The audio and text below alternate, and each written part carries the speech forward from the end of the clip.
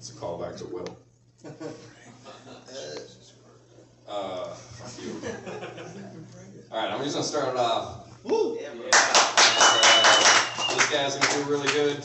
Give it up for Scott Goldner, everybody.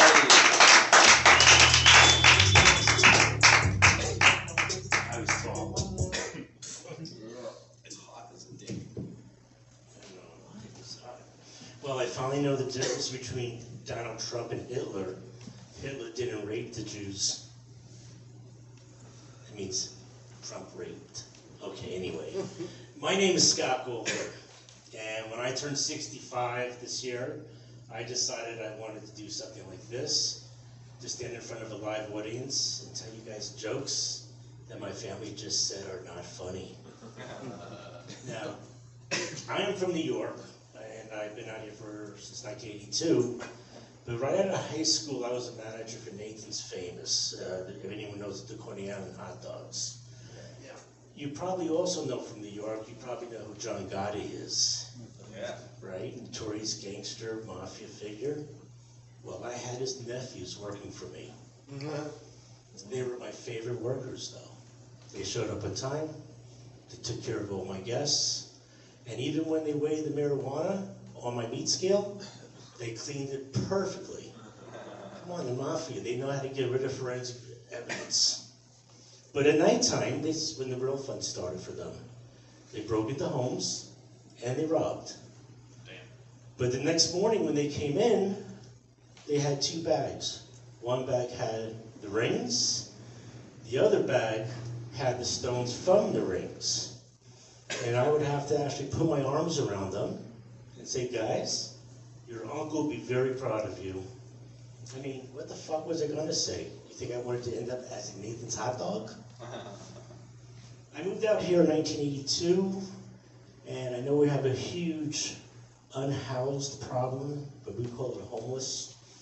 And the homeless used to be in one area, East LA, Washington Boulevard in front of the McDonald's. It's true, it's called Skid Row.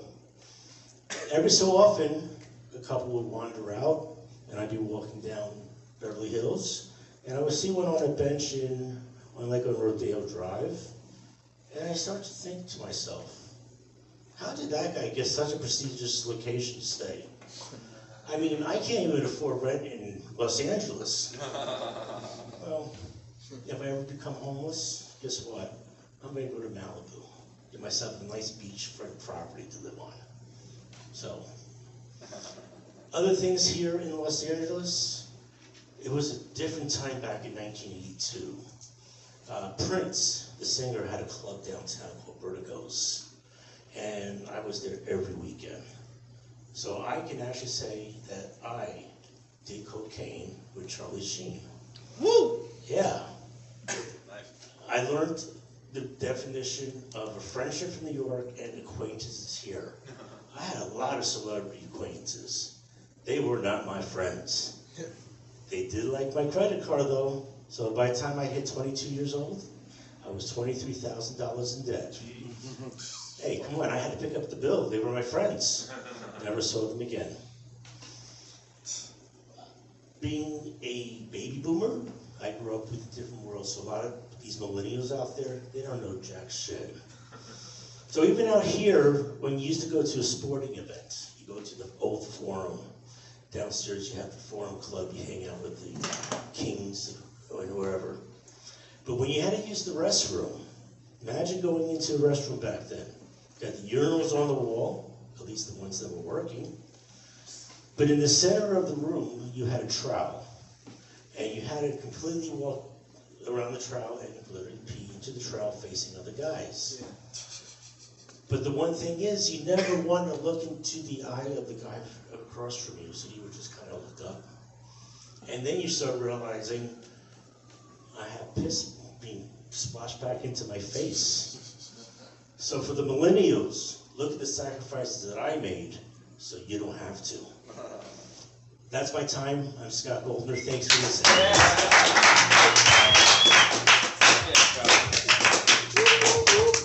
Give it up for Scotty, everybody, with the Jordan 1s. Don't fuck with him, we'll have you whacked. Up next, Bert Hung, and then